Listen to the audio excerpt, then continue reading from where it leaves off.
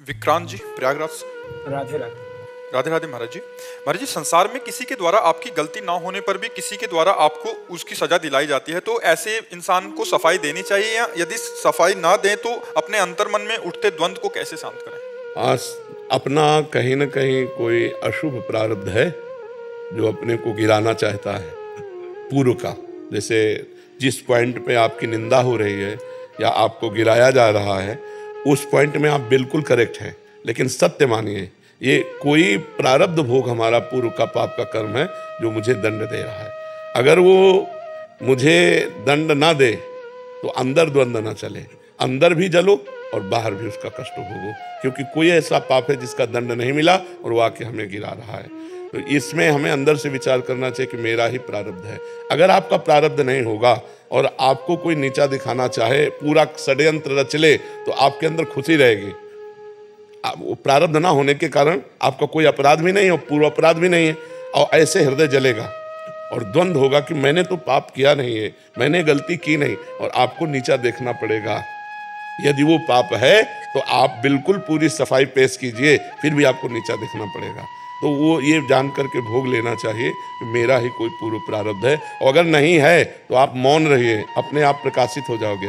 आपको सफाई देने की जरूरत नहीं पड़ेगी, अपने आप सामने वाले को भगवान नीचा दिखा देंगे जो आपको नीचा दिखाना चाहता है। पर कभी कभी ऐसा होता है कि जैसे कई हमने पाप किए, जैसे बहुत जन्मों में बहुत से पाप हो जाते हैं, ना उस कानूनी दंड मिला और ना भागवतिक दंड मिला, तो वो पाप वैसे सुरक्षित बढ़ता रहता है और हमको ऐसी जगह फंसाता है जहां हम निरपराध होते हैं, पर वो होता हमारे पाप का दंड है।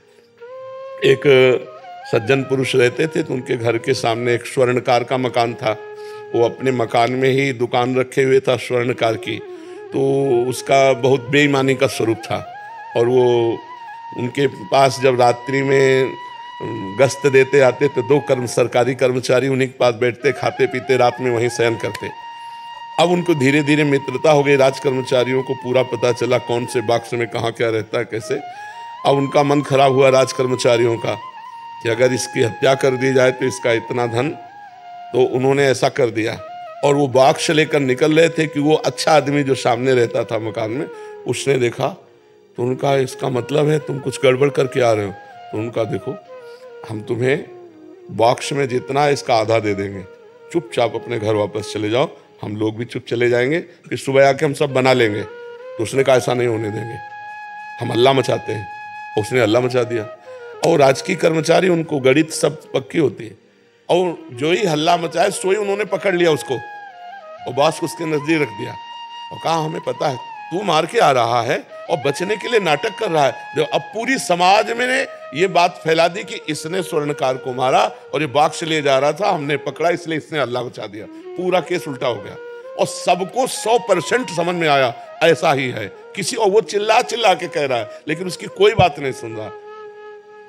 मुकदमा हुआ, जज के सामने जब खड़ा हुआ हो तो रो दिया और कहा जिसकी कसम खवा लो, यद्यपि मैं फंस चुका हूं, उनके पास प्रमाण है, मेरे पास प्रमाण नहीं, पर मैं आपसे रो के कहता हूं कि मैं सत्य हूं, इस केस में मेरे द्वारा कोई पाप नहीं हुआ। जज ने कहा कि ठीक है, इसका हम प्रमाण निकलवा लेंगे। एक जिंदा आदमी मुर्दे का सो बनाया इसे उसमें और कहा इस लावारिस लाश थी, अब इसका अंतिम संस्कार करने जाना है। राज कर्मचारियों को भी आदेश किया, 2-4 लोगों को और कहा आप पीछे रहिए, एक तरफ उसको भी पकड़ाया जो मुजरिम था। वो गए, जब एकांत देखा तो कहा कहते थे आधा बॉक्स स्वर्ण ले ले तो बच जाता ना, फंसा दिया ना, अब पूरी जिंदगी जेल भोगेगा। और वहां डायरेक्ट लगाए हुए थे जिससे उनको सुनाई दे। तो उसने कहा चाहे फांसी हो जाए लेकिन हम इसमें दोषी नहीं है, दोषी तुम लोग हो और देख लेना भगवान तुम्हें दंड देंगे, ऐसी बात। अब जज के सामने तो प्रमाण मिल गया कि दोषी राज कर्मचारी हैं। तो उसने कहा इतने दिनों से मैं जेल भोग रहा हूं, इतने मेरे दुख और अपमान हुआ, ये क्यों, ऐसा क्यों हुआ? जज से कहा मैं निर्दोष था, मैं चिल्ला चिल्ला कह रहा था। तो जज ने कहा सही बताओ, हम किसी और जन्म की बात नहीं पूछते, इस जन्म में कोई ऐसा पाप किया है जो गुप्त हो और बड़ा हो? तो उसने कहा हाँ, हमारी एक प्रेमिका थी, हमारा मन मुटाव हुआ, वो हमारे ऊपर प्रहार किया, हमने ऐसे प्रहार किया तो हम चाहते नहीं थे, लेकिन वो मृत तो फिर हम अपने घर में ही गाड़ दिया। तो बोले देखो वो पाप का दंड इस रूप में तुम्हारे आया। जो गुप्त पाप हमसे हो जाते हैं, जिनका ना सरकारी दंड मिलता है ना भागवतिक दंड मिलता है, जैसे भीष्म पितामह जी 6 महीना बाणों की सैया पर है, वो कह रहे प्रभु इस जन्म में तो बाल ब्रह्मचारी आपकी भक्ति करने वाला कोई दोष नहीं, फिर 6 महीना बाणों की सैया पर, और मैं कई जन्मों तक देख रहा हूं। भगवान ने कहा 100 जन्म के बाद का ये पाप है।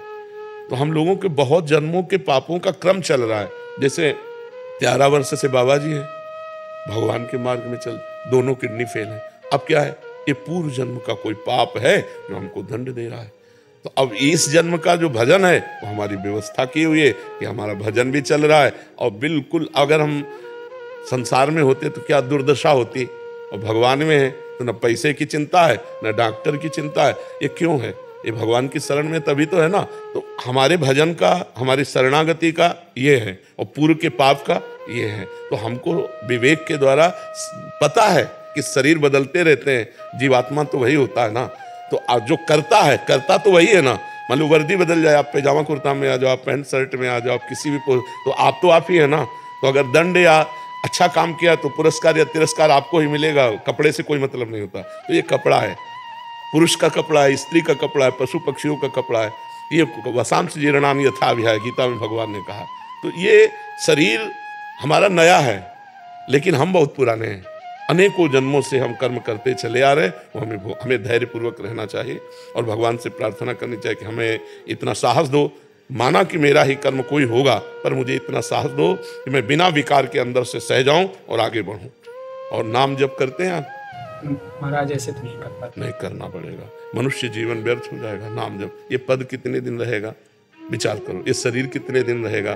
पूर्व में पुण्य भी बनाना, तो आप ऐसे पद पर आए, आप हमारे भारत की सेवा में हैं। अब आपको ऐसा बनना चाहिए कि इससे भी आगे पद है ना, कि अगर हमारा मनुष्य जन्म हो तो हम भारत के उन पदों पे पहुंचे जिससे हम अधिक से अधिक समाज की सेवा कर सके। कभी भी भय या प्रलोभन से किसी निर्दोष को दंड मत देना और दोषी को बख्शना नहीं। इसी कर्तव्य की पूजा को भगवान को समर्पित करना और नाम जप जितना मन मावे। हम कह रहे पैसा तो लगता नहीं नाम जप में ना, जैसे आप ऐसे हो राधा राधा राधा राधा राधा राधा, आप खुद देखना, आपको शांति मिल जाएगी, आपकी बुद्धि प्रवीण हो जाएगी, आपका आत्मबल बढ़ जाएगा। आप नाम जप जो प्रिय हो, राम कृष्ण हरि जो नाम प्रिय हो आपको, वो नाम जप कीजिए। और हर घंटे में अपने एक एक घंटे के समय को श्री कृष्ण अर्पणमस्तु, हे प्रभु 1 घंटे में जो भी हमारी संसारिक सेवा हुई वो मैं आपको समर्पित कर। कुछ दिन करके देख लीजिए, फिर आप हमें बताइएगा कि हर 1 घंटे को भगवान के चरणों में समर्पित कीजिए। नाम जप जितना बन सके कीजिए, कोई नशा तो नहीं है, बस फिर आप देख लीजिएगा। और कभी भय या प्रलोभन में मत आइएगा, हमारी ये बात गांठ बांध लेना, कभी प्रलोभन में मत आना। जो भारत सरकार दे रही उसी में नमक रोटी खाना और अपने अधिकार का शासन पूर्वक पालन करो। अपने द्वारा कभी कोई गलती न होने पाए। देखो ऐसे सिंहवत चलोगे और चंद रुपए में अगर आपकी बात ओपन हो जाती है तो जिंदगी भर आप कभी ऐसे नहीं चल सकते। तो वो रुपया किस काम का जो हमें इतना झुका दे, रौंद दे। हमको अपने सम्मान से चलना है, कभी प्रलोभन में मत फंसना और कभी भय में मत आना। कोई भी अधिकारी, बड़े से बड़ा अधिकारी यदि आपके द्वारा गलत कराना चाहे और भय दे तो हमारी वर्दी भले उतर जाए लेकिन हम गलत नहीं करेंगे। तो भगवान यही वर्दी थोड़ी है, वो और पोजीशन दे देंगे। इसलिए धर्म पूर्वक चलना और भगवान का नाम जप करना, तो देखो आपको आंतरिक आनंद मिलेगा।